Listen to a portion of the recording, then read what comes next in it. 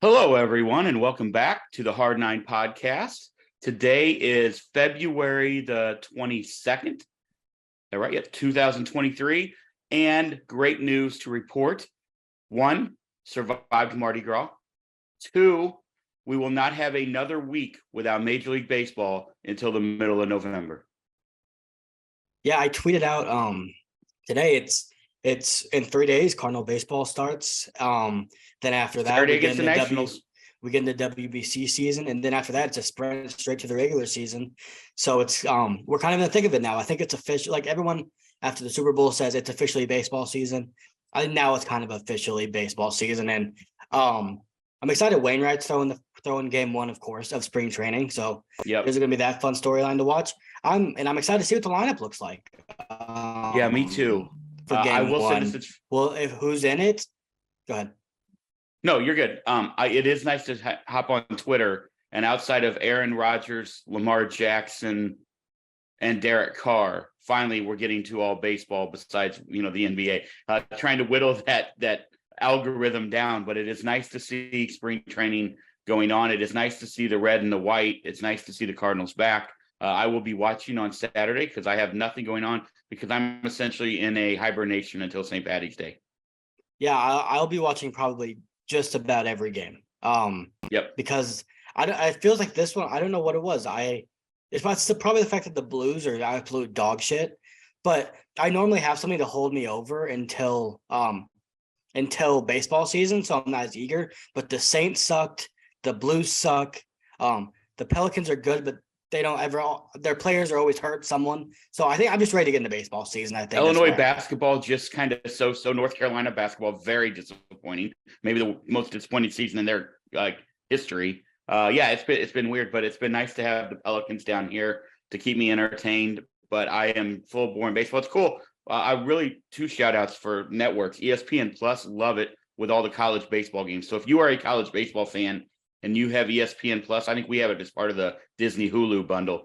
Fantastic. Watched Southern LSU the other day. That was great. And then two, really cool with MLB TV playing like eight. I don't remember the number. I was going to make up a number there, but a lot of minor league games this year we'll have access to through our MLB TV. I am super geek. I didn't think it was all of them. I think if you get it's maybe like $10 more expensive and you get every minor league game.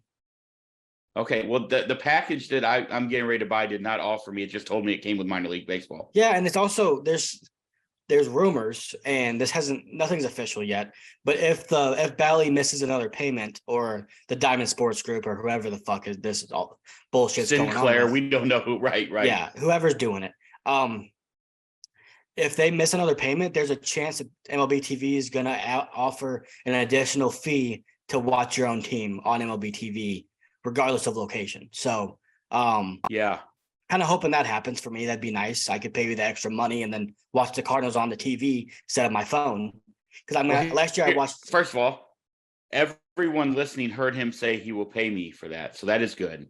Two, I'm just kidding. You don't have to. Two, my suggestion, since I'm going to go ahead and buy it, because we had it from Dylan Bristol last year, which was awesome. But now that I'm down here, I can't use his because I have to have the billing statement and the shipping address add up. So down here, I would get blacked out. That's what happened to me like the first 3 weeks I was down here. Couldn't figure out Pelicans, couldn't get Blues, couldn't get anything. Finally got that figured out. I'm going to go ahead and purchase it. My suggestion to you, dude, is get a VPN. That's my number one suggestion. And then you can watch everything. Yeah, I'm going to figure that out, but whatever. Yeah. I don't want to play on my PlayStation. Not that we're out here saying that people should cheat the system. But if you want to, we are adamantly and outspokenly against blackouts. Yes. So if you can find a way to fuck up the system and get away from blackouts, I'm in support of that. But you want to get into what we're here to talk about today? Because I do. But I'm gonna instead of just saying this episode is about like your thesis statements have been. I didn't say it. Hey, I just wanted to bring this to our viewers' attention. By the way, thank you guys again so much. It has been a great month, like for the Hard Nine Pod. So thank you so much. Keep telling friends, keep joining us, keep commenting, keep being a part of the show. Without you guys, there is none of this, and we greatly appreciate you. Also, hit that little subscribe button that's right up there as you're watching this. We greatly appreciate that. But I did a little digging today because like I said, I'm in hibernation for the next however many days that I just am not going out. just so and it really, I think that we're really critical as we lead into where we're heading with our next player profile. I think we're really critical a lot of times about how the Cardinals haven't developed a superstar. And I've said that, like, the last real superstar the Cardinals developed was Albert Pujols. Well, not every organization has an Albert Pujols. So let's go ahead and get that out first. But I just did some digging today. And so far with our player profiles, obviously discounting Goldie and Nolan, who were drafted by the D-backs and the Rockies, and then Tyler in Seattle. I mean, Wilson. Edmund was Wilson. sixth, and Wilson. Yeah. Edmund was thank you for that. Edmund was a 6th round pick. Brendan Donovan was a 7th round pick. We talked about obviously Carlson being a 1st round pick. We talked about Gorman being a 1st round pick. Guys, Burleson, 2nd round pick. Bader, who we used, I know he's not here, but we turned him into Jordan Montgomery, who's going, I think, have a really good year here this year, was in the 3rd round. Mason Wynn, on his way, haven't got to him yet. That's a 2nd round. Kisner, 7th round. Helsley, 5th. Zach Thompson, another 1st rounder. Hicks in the 3rd. Palante in the 4th. Grisef. I mean, the list goes on and on. We haven't even talked about Tink Hintz, Connor Thomas, Josh Baez, Jerpy, Crooks. Those were all in the first 5 rounds as well. Like, it's maybe time to really start giving Randy Flores and Mo and the rest of the group in the scouting department and the drafting and the developing department a major props as we lead into another number 1 draft pick that we're going to talk about today in Jordan Walker. Yeah, Randy Flores, Gary LaRocque, Mike Gersh, all those guys that have that Mo. Mo said part of the reason he almost stepped away was because he knows he has rising superstars in the front office industry, and he didn't want them to continue getting passed up for promotions. That was part of the reason why he considered moving on this year, and that's why he's going to probably move on in 3 years. But those guys have done a great job, and really, like, it's not even just recent; they've done a great job for forever, really, of finding diamonds in the rough. Really, the thing that they need to do is they need to start hitting big on those 1st round picks. Agreed, and that's where we lead into what we're talking about today.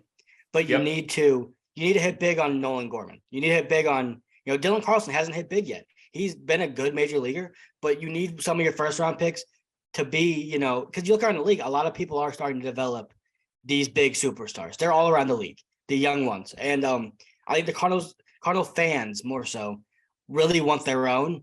And that's where Jordan Walker comes into the conversation, because I think he's the one we all believe could be that next guy. I'm not saying next Albert Pujols, but the next young guy that you build around, and you have to trade for that guy to bring him in.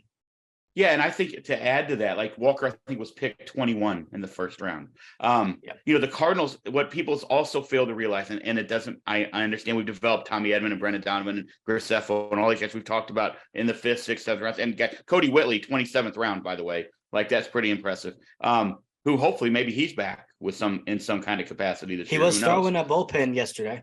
Yep. But one thing is, the Cardinals have done this in the last 25 years without essentially a top 10 pick. I mean, regularly, not in the top 10, never in the top 5. Years. So, you look at the Braves, who have hit on a lot. Yes, and they've also had a lot of success in the international market, where we went out and got Herrera, and we went out and have got other people in that market as well. But you look at Houston. Houston was, the worst team in baseball for years.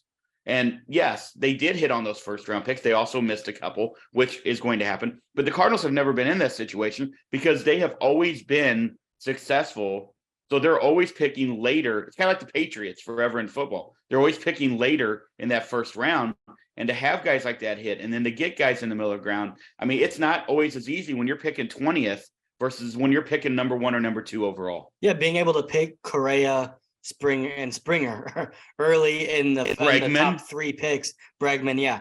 For those of you who don't remember, maybe you just got into baseball recently. The way you feel about the Reds and the Pirates were the way we felt about the Astros before they left for the American League. They were horrible. Jose Altuve turned that thing around, but before him, it was bad. After Beltran and all those guys left, it was horrible. And the Cardinals haven't done that. I think they're with the Dodgers, maybe at a lower level, because like the Dodgers have developed some superstars. Cardinals, like we said, they kind of need to do that, but they pick late and they're so good at it. And on top of that, it's not just picking the right guys; it's developing them the right way and developing them for success. And it's the culture they have. They have a culture where I've heard a lot of guys speak. They know exactly what's expected of them when they get to the big leagues because that's the same thing expected of them when they're in the minor leagues. It's to go out there and be a winning player every day. And that helps. That's why guys like Donovan come up and they're it's a seamless transition because they've been doing it for 5 years. So I think they've done a great job with that.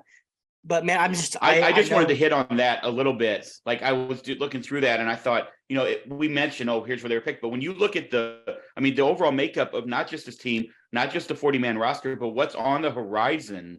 These are some big names in Major League Baseball. They could all be great. They could all be okay. They could all be, who knows? But the point is, we're talking about them with an excited tone. And I will say this leading into Jordan Walker. I haven't been this excited about and my love for Nolan Gorman, but I haven't been this excited for a prospect since Oscar Taveras. And unfortunately, we know what happened there. But I haven't been. And, we had guys coming along. Bader was coming up. Those guys were all fine. Piscotty, Grichuk, we didn't draft, but those guys were coming along. I have not been this excited for a baseball player. And I'm not trying to put pressure on him to come up and be Albert Pujols from day one. I'm just excited that we've got a guy who seems to be a guy.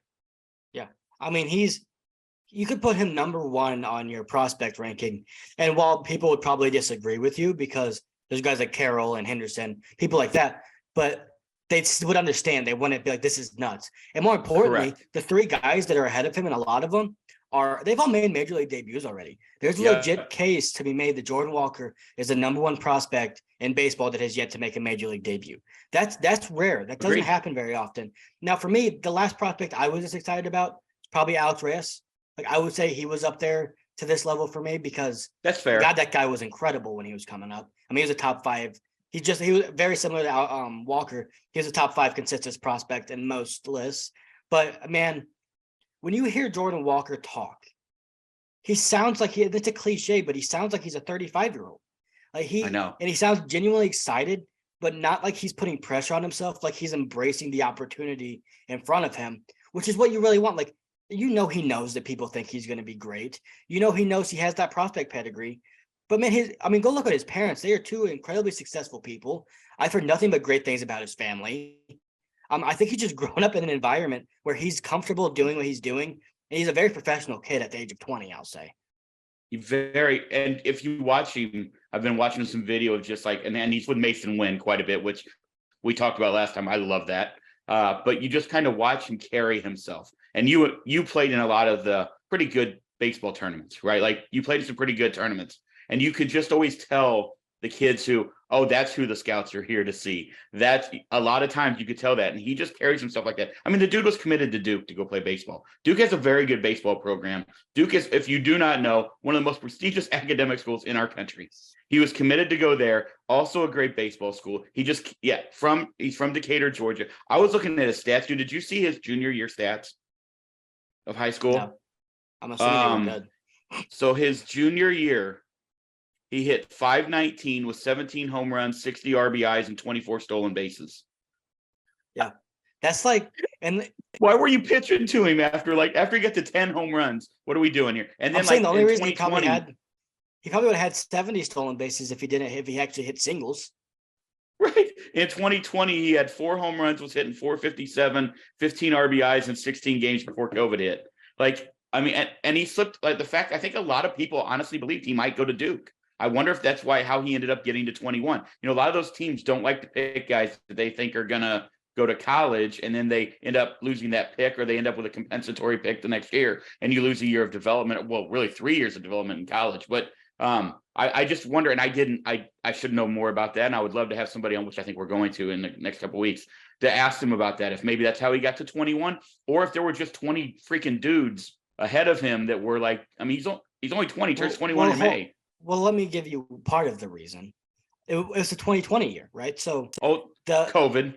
So they didn't have a season, right? He might have gone first overall if they would have had a senior season. Like, you know what I mean? That is true. The Cardinals kind of got incredibly lucky in a sense in 2020, where they could have gotten really unlucky by drafting guys they shouldn't have drafted because they didn't see them how they developed.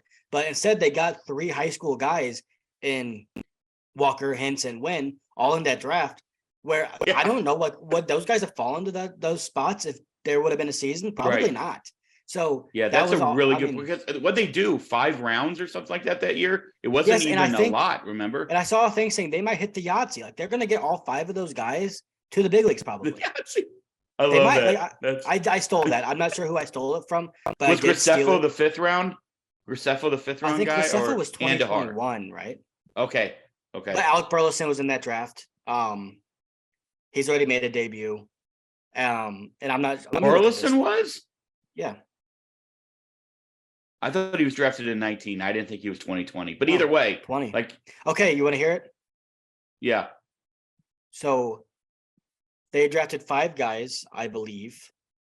Okay, here we go. Jordan Walker, first round, obviously, 21st overall pick. Mason Wynn, second round, 54th pick. Tink Hintz, second round compensation from the Rays, by the way. So if you want to not be as mad about the Randy Arozarena trade, they got that from Right. the Rays for Tink Hintz.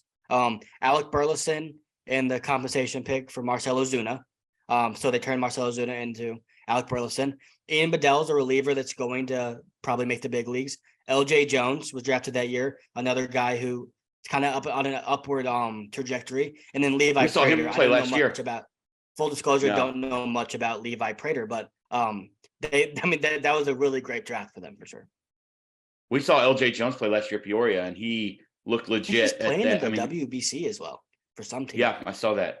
But yeah, with Walker coming, okay. So we've talked a lot about what the outfield looks like, and just a couple things. You had talked about the O'Neill, the Carlson situation, which we talked about last time. You were breaking the news. You didn't even know. You were breaking the news that now all of a sudden we find out Tyler O'Neill is competing for the center field job. One thing that you did ask, and it was a great question because I didn't know the answer, and I don't think a lot of people knew the answer. I did read today that they put Dylan on a weight thing and 4,500 calories a day, and he's added 12 pounds of muscle. So, or 12 pounds. I don't know if it's all muscle, obviously, but 12 pounds, 4,500 calories a day, dude. You could wreck some shit with that. Oh yeah, interesting that all this shit comes out about him immediately after we do the podcast. But also, he's wearing sports goggles now.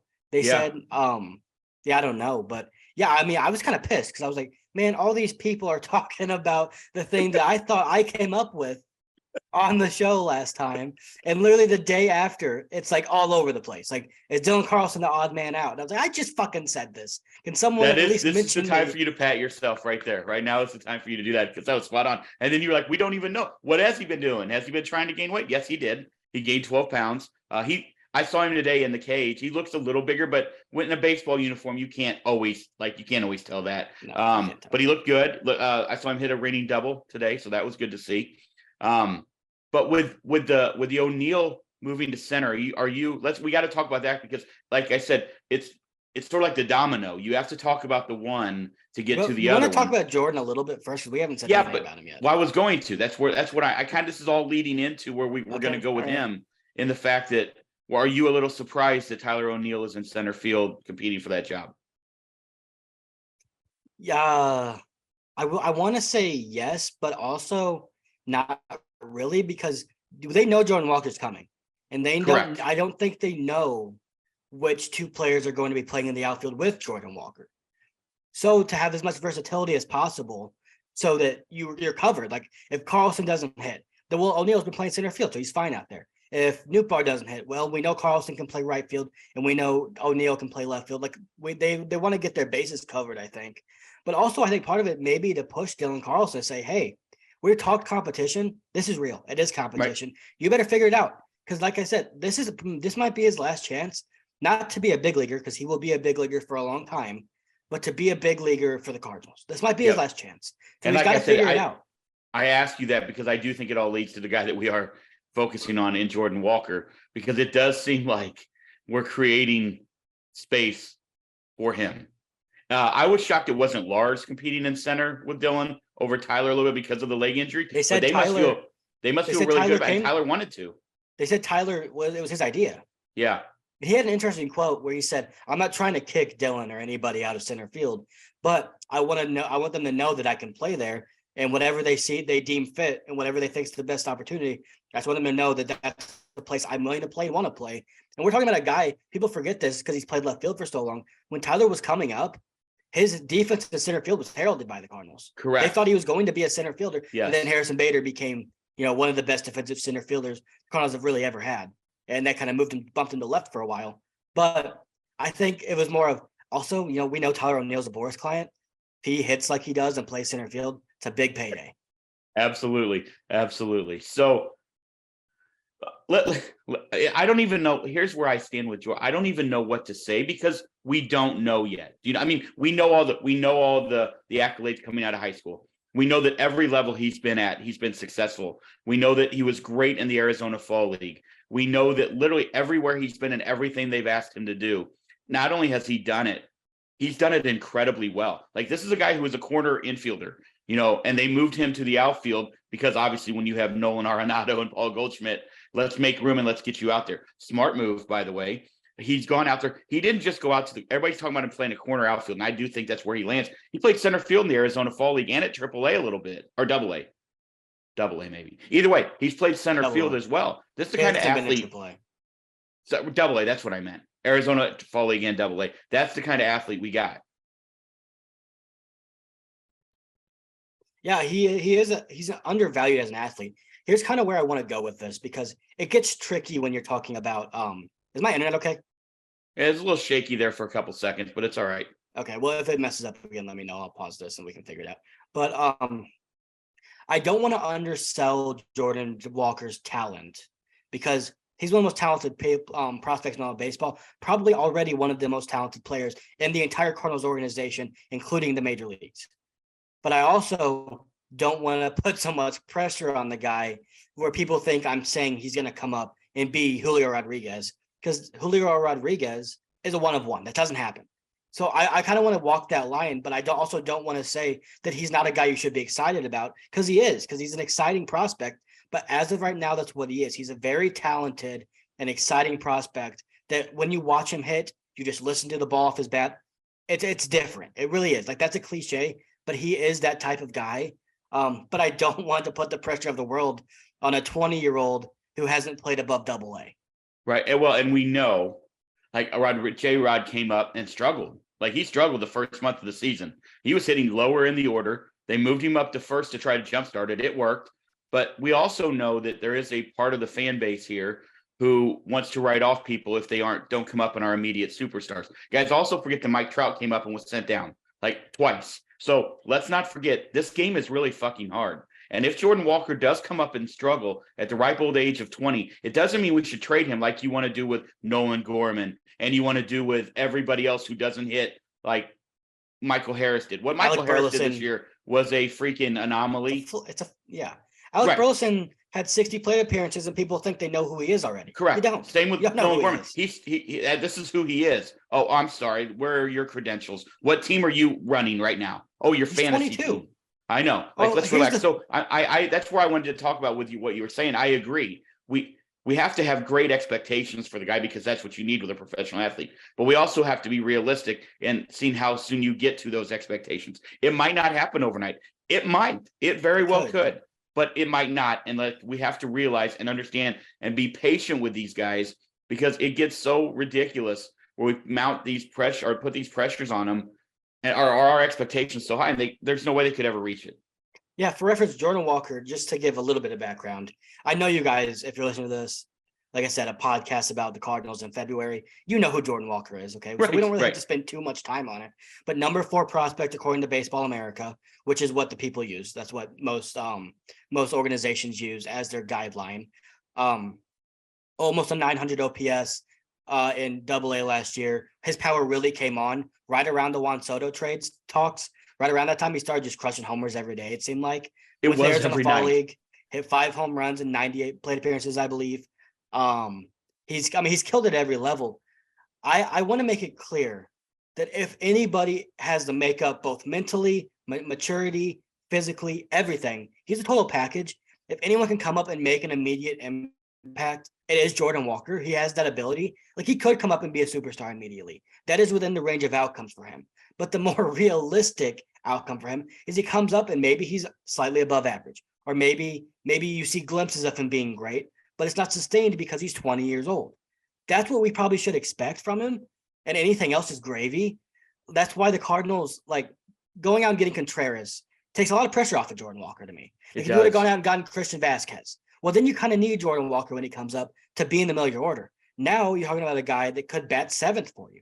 And if he is just 10% above league average as a rookie, which is still incredible as a 20-year-old, 21-year-old. That's a good thing, and that's really valuable for your team.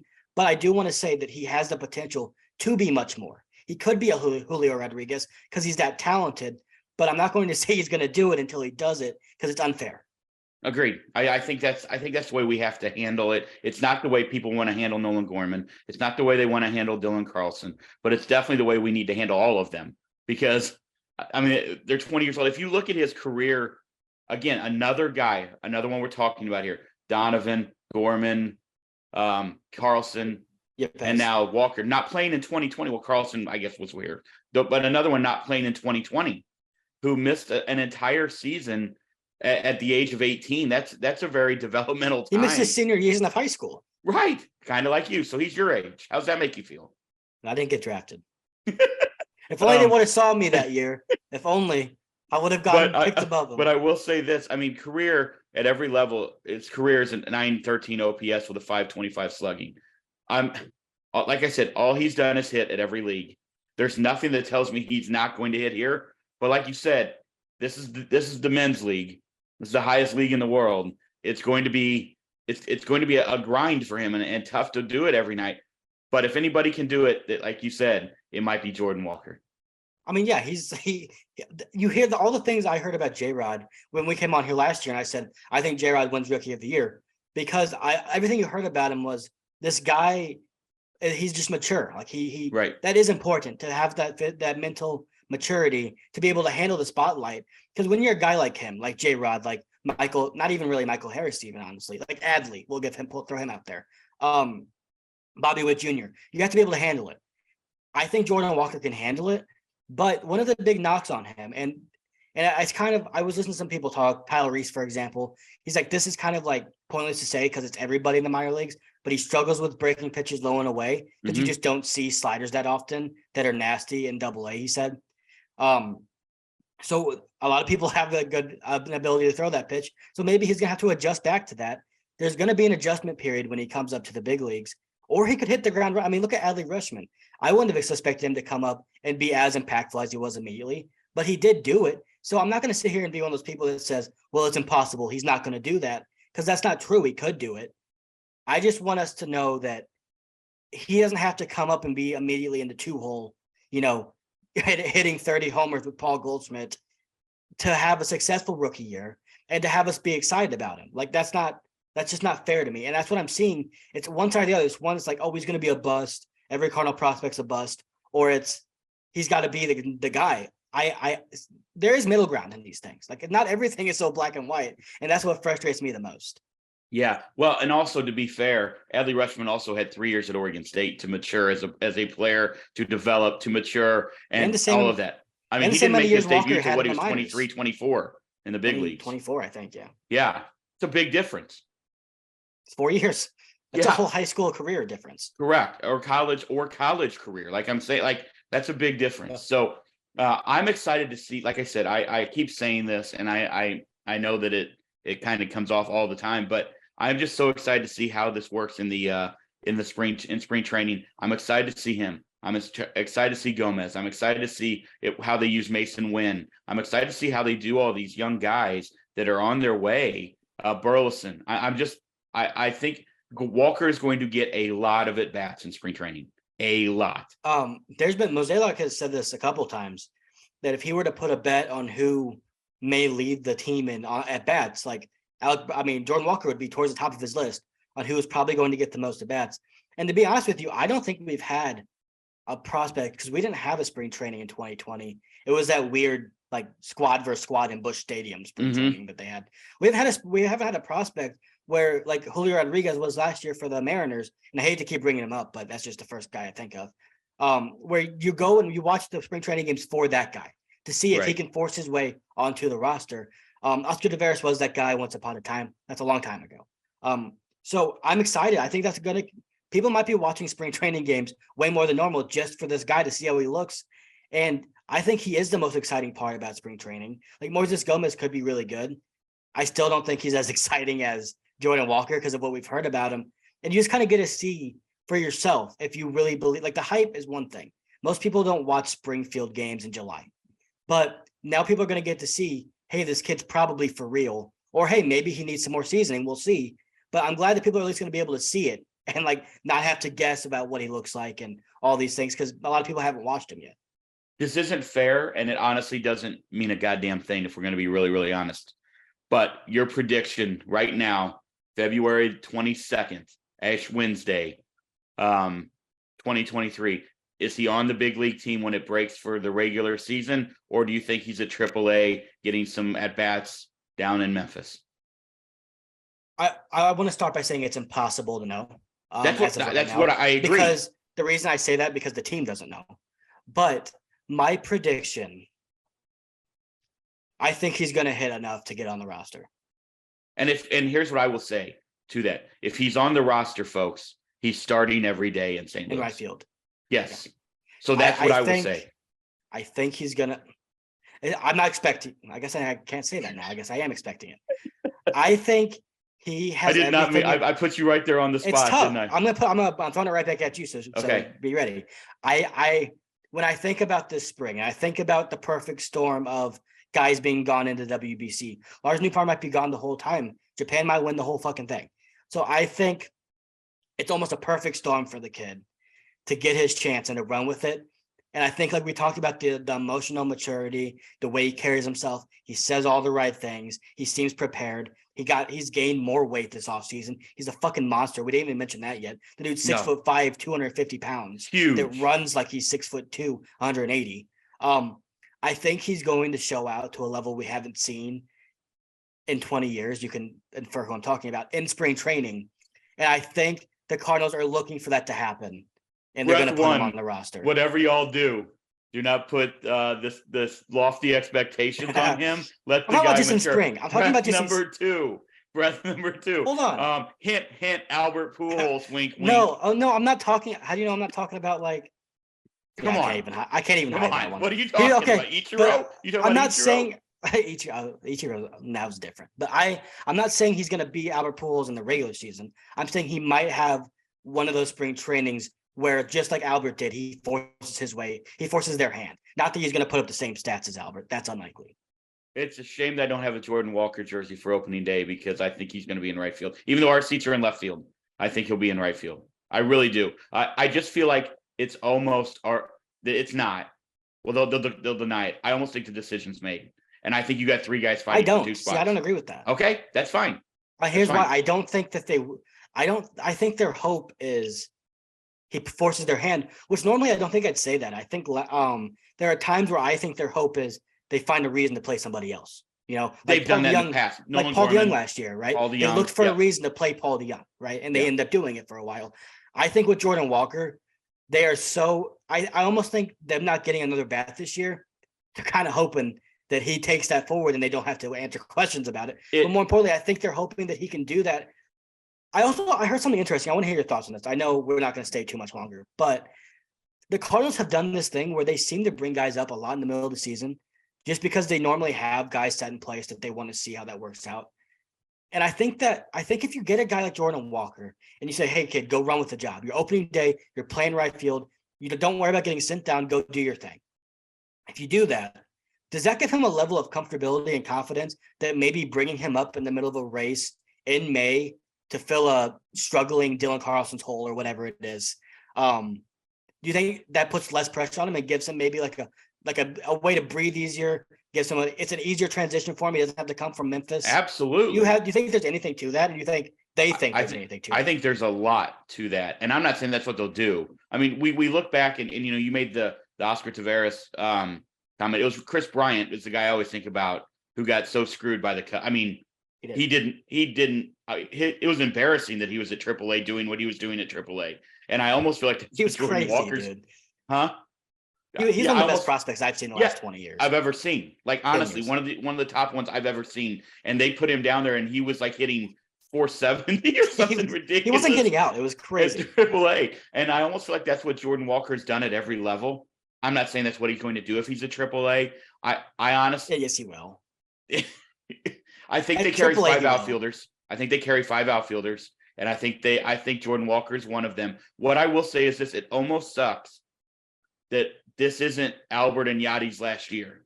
and Jordan Walker wouldn't be the number one story in spring training. Do you know what I mean? Like, he knows he's the number one story in spring training right now. He knows that. It's Wayno's last But also, year. don't you think it's a litmus test to see how he handles it? Oh, Because he's going to be the absolutely, number one story when he comes up. But wouldn't it have been nice for him probably to come in and all the media is on Albert and Yachty, and then he can just go in and rake? Like, that would have been really, really a nice thing for him. It's not what happened. It's not how it all came out. But I still have this feeling that you're looking at a guy who's going to hit 20 home runs in 2023 and be a massive part on a team that, I've said it before and I'm going to stick to it, wins 95 to 100 games in the National League. Yeah. Before you say what you're going to say, I want to say one more thing about Jordan Walker specifically. Yeah. Before you go into the team, he has exponentially exceeded. Is that the right way? That's what I'm going to say anyway. Expectations. Exponential. No, Yeah, sure. expeditedly. No, he didn't. Yeah, that's making it faster. Exponential. Well, he did do that as well, but no, that's not what I meant. He has exceeded expectations to a level we haven't really seen at every single spot he's been at since he's gotten drafted. So for us to stay here and say that it is improbable or impossible for him to do it again this spring would be kind of ignorant, I think.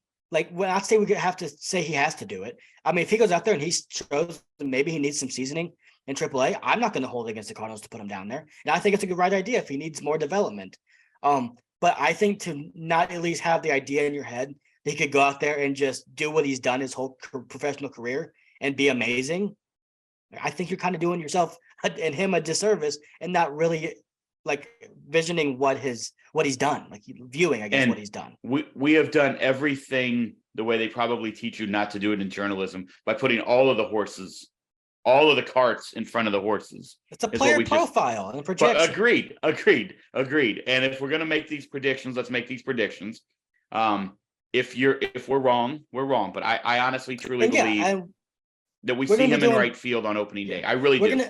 And we're going to be doing a lot of podcasts during spring training where this could change. Like, we could say he doesn't look ready, or we could say, holy shit, this guy's batting 500. He's getting on the team. Like, it's going to change. It's subject to change. And I'm going to make it clear, if the Cardinals put him down in AAA, even if he has a good spring, let's just say good, not great. Like, he's batting 300 or something in spring. I don't really care about those stats in spring, but let's just say he's having a good spring and they put him down. And I'm not going to hold it against him or be mad at them for it, because I think development's important. And if they feel there's some things he needs to develop, then do it. Don't rush him if you don't have to, or if you feel like he would benefit from not being rushed, then don't rush him. I'm okay with that 100%. And the biggest thing that we haven't hit on yet, his outfield defense, they need to see that improve in order to bring him up. Like that, he hasn't had a lot of reps. He's only been there for a few months. So that has to improve as well. It's not just the bat.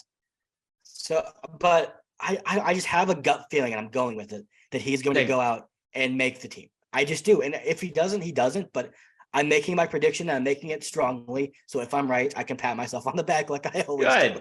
Good. At least some self-awareness is important, Dad. Absolutely. I am really proud of you for that. I will say the one thing I was going to say is I think the wildest take right now by people who, when they say this, it sort of makes me understand that they don't understand or don't watch baseball outside of St. Louis. I don't like to say the word understand. Don't watch baseball outside St. Louis.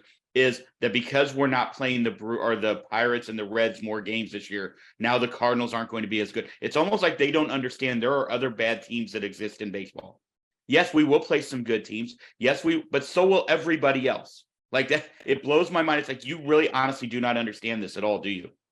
I think it's going to be positive. Like, I do think playing outside of the NL Central, one, I think it's going to give them more credibility if they are good. People aren't going to put them down as much for being just a good team in the NL Central. So I do think that's a good thing, just because I'm tired of that bullshit. But also, I think if they do go out and they struggle against other divisions, let's say they do, okay? They play more games against other divisions and they're struggling a little bit. Hopefully that brings a little bit of self-awareness to say, maybe we aren't as good as we need to be, so we need to get up to a different level.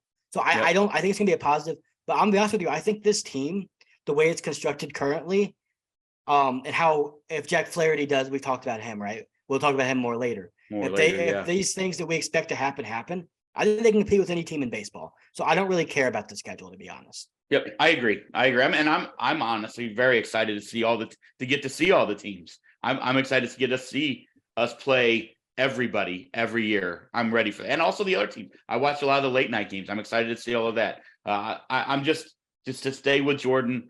I'm on the Jordan Walker train, as everyone seems to be. That's not going out on a limb here, but I do believe that you're going to see Walker and Gorman in the lower half of that lineup.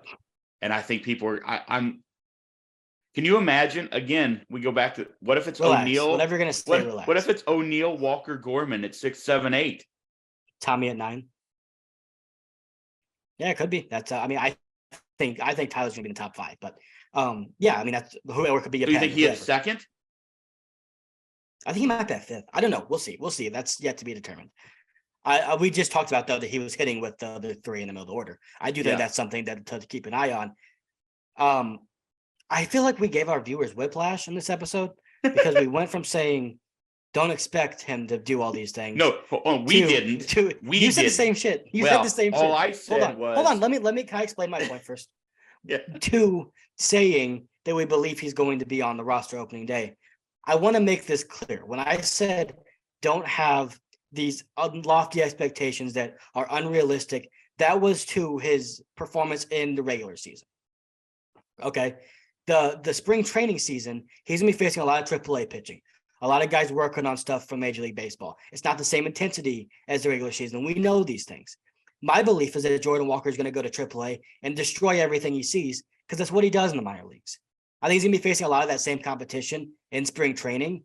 And the way I view it, I think he's going to do what he would do in AAA in spring training because he's facing similar pitching.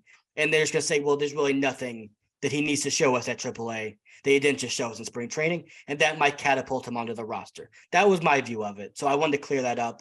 I don't think he's going to be Albert Pujols in the regular season. He's probably, I can almost guarantee you he's not. I can almost guarantee you it's not going to happen. Dude. He's one of one. He's almost like more. If there was a term that was more rare than one of one, then he would be that. Like that. Albert Pujols just don't come along. He hits 700 home runs. He averaged 35 home runs for 20 years. Yeah. That's not going to Jordan Walker. I can guarantee you not going to do that. He's not. No, you can't guarantee that. I can guarantee it. I would feel pretty confident betting everything I own that he maybe he'll only hit 699, Dad, but I don't think he's hitting 700. Which, by the way, if you notice the walls behind you, it might not be that much you own. Yeah, but if I turn it this way, I have some electronics. Oh, okay, fair. I bet my PlayStation 5 that he doesn't hit 700 home runs. No, I agree with everything you said there because Dad. My point was that if he does make it, people have to temper the expectations. I agree. Yes. But I still believe he has the potential that if he does make it, which I do believe he's going to hit 20 home runs his rookie year in the show. I truly believe that. So that's where I stand as well. To put that into perspective, that's not outlandish, even though it might sound like that is a high expectation. Dylan Carlson at 18 as a rookie, right? Right. Yep. 20 home runs, like that's well within range for most guys that we have in our system, except for like the Donovans and Edmonds. Like that's in within range. Yeah. So that was, and again, I don't think we're giving our fans and our viewers whiplash. I think you have to go. I've said this like for the last last 2 episodes, especially.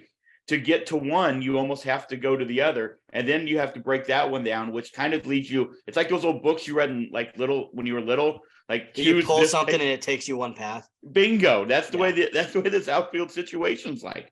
So I'm excited. Game starts Saturday. Yep. I'm excited for that. I want to end it with this. Be excited about Jordan Walker because you should be, and he's played well enough to earn your excitement. Like he's done that. You should be excited for him. He's very exciting. The guys like him, they're very rare. You don't get them very often. But also be reasonable. That's all I ask. Be excited, but be reasonable. There's no reason if someone says they're excited for Jordan Walker for you to say you shouldn't be. He hasn't proven anything. No reason to say that. You should be excited for him. He's an exciting prospect, but he's just that. He's an exciting prospect. If he comes up and he has an incredible rookie year, then we can start getting to the crazy extension talk and over blowing everything. Then we could do that. Right. But for right now, let's let the kid be a 20-year-old. Yeah. And let's let him surprise us. Let's let him surprise us. That's what I want to say. Yep. Very well said. Very well said. Before we get out of here, I want to wish your better half a happy birthday. Happy birthday, Grace. Are you guys going to do something tonight? I think so. We ordered Chick-fil-A. So that's been our event so far. It's been, to be fair, it's been like tornadoing here too. Yeah, it's been pretty gross up there. So be safe if you go out. I texted her earlier, but tell her I said happy birthday, and we gave her a shout out here. So happy birthday, Grace. For Final thing, thank you again. Greatly appreciate you guys for joining us. If you can see our socials right here, and everything else is in the bio.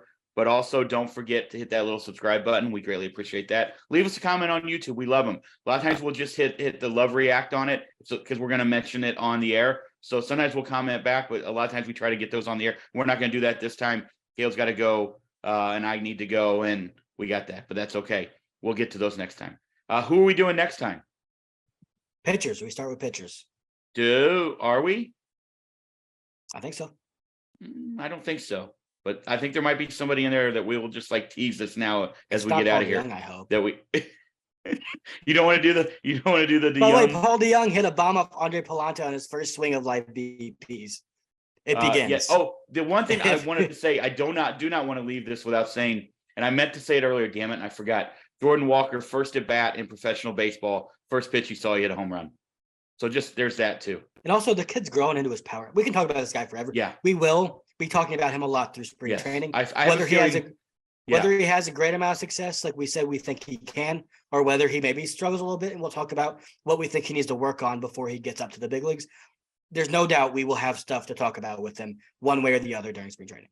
Yep. My hint on who we should talk about next time is he was on our Facebook page today. So there we go. Oh yeah. Now I feel Yeah. good. Thank you for that. His dad's coming after me again. I was gonna say his dad's not gonna be happy with you if he's All right, watching. let's end this thing. All right, guys. Thank you once again. Hit that little subscribe button. If the weather's bad, stay safe. Everybody have a fantastic weekend. We'll talk to you soon. Be kind, and we'll see you soon.